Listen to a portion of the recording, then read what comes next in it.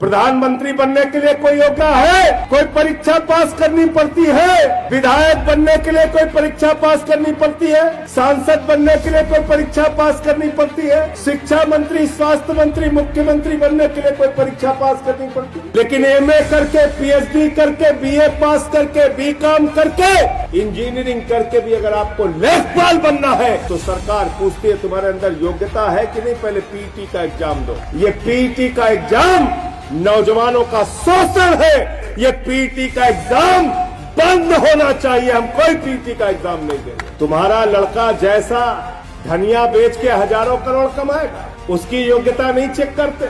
उसको बीसीसीआई का सचिव बना दिया, बेटा हजारों करोड़ क्रिकेट के नाम पे लूटो, अमित शाह के बेटे हो, चिंता करने की जरूरत नहीं। मुझे शर्म आती है उत्तर प्रदेश की आदित्यनाथ की सरकार पे, जो हमारे नौजवानों को जानवरों की तरह गाड़ी में भर के, बसों में भर के पिछले 2 दिनों से परीक्षा केंद्रों पर जाना पड़ रहा है।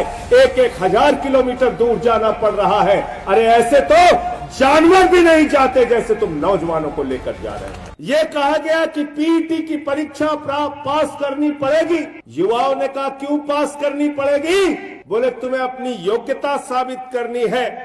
तुम लेखपाल बनने के काबिल हो कि नहीं हो, तुम क्लर्क बनने के काबिल हो कि नहीं हो, तुम अधीनस्थ चयन सेवा आयोग की भर्ती में सेलेक्ट होने के काबिल हो कि नहीं हो, पहले इसकी परीक्षा दो, तब लेखपाल की परीक्षा दे। पीटी की परीक्षा से कोई नौकरी नहीं मिलेगी आपको। पीटी की परीक्षा से इस उत्तर प्रदेश के नौजवानों को अपनी योग्यता साबित करनी है कि वो लेखपाल बनने के काबिल है। बारे बाबा योगी जी, उत्तर प्रदेश के अंदर, लेकिन अगर आप पूछे यूपी के मुख्यमंत्री की योग्यता क्या है, सरकार कहती है अंगूठा टेको तब भी बन सकता। पूछे शिक्षा मंत्री बनने की योग्यता क्या है, सरकार कहती है अंगूठा टेक है फिर भी शिक्षा मंत्री बन सकता। स्वास्थ्य मंत्री बनने की योग्यता क्या है, अंगूठा टेक है तब भी स्वास्थ्य मंत्री बन सकता। अरे उच्च शिक्षा का, विश्वविद्यालय का मंत्री बनने की योग्यता क्या है, अंगूठा टेक है फिर भी बन सकता है। सांसद बनने की योग्यता क्या है, डॉक्टर महेश शर्मा जी ने कहा अंगूठा टेक है फिर भी बन सकता है। अरे विधायक बनने की योग्यता क्या है, बोले अंगूठा टेक है फिर भी बन सकता है। अच्छा सब कुछ छोड़ो, प्रधानमंत्री बनने की योग्यता क्या, बोले अंगूठा टेक है फिर भी बन सकता है। प्रधानमंत्री बनने के लिए कोई योग्यता है? कोई योग्यता है? कोई परीक्षा पास करनी पड़ती है? विधायक बनने के लिए कोई परीक्षा पास करनी पड़ती है?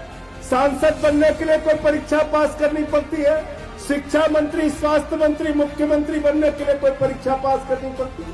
लेकिन एमए करके, पीएचडी करके, बीए पास करके, बीकॉम करके, इंजीनियरिंग करके भी अगर आपको लेखपाल बनना है तो सरकार पूछती है तुम्हारे अंदर योग्यता है कि नहीं, पहले पीटी का एग्जाम दो। इसलिए ये पीटी का एग्जाम नौजवानों का शोषण है। मैं चाहता हूं युवक विंग के लोग लखनऊ के अंदर आंदोलन करें, अनशन करें, प्रदर्शन करें, छात्र विंग के लोग इनके साथ मिलकर आंदोलन करें। ये पीटी का एग्जाम बंद होना चाहिए। हम कोई पीटी का एग्जाम नहीं देंगे। तुम्हारा लड़का जैसा धनिया बेच के हजारों करोड़ कमाएगा, उसकी योग्यता नहीं चेक करते।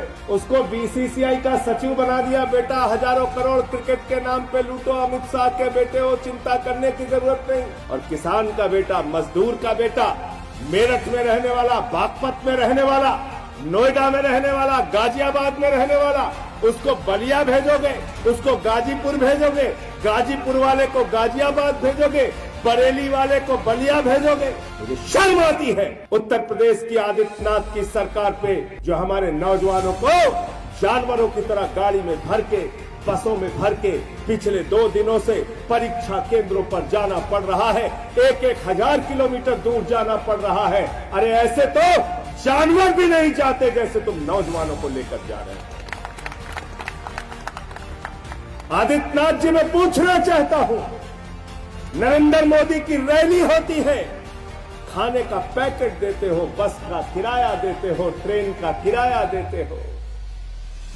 रैली होती है तो 5 स्टार का स्वागत देते हो, लेकिन जब नौजवान अपनी एक छोटी सी नौकरी के लिए परीक्षा देने के लिए जाता है, और परीक्षा भी नौकरी के लिए नहीं, नौकरी के काबिल है कि नहीं है इसकी योग्यता की परीक्षा देने जाता है, तो उसका शोषण करते। 200 रुपए फार्म के ले लिए बाबा जी ने।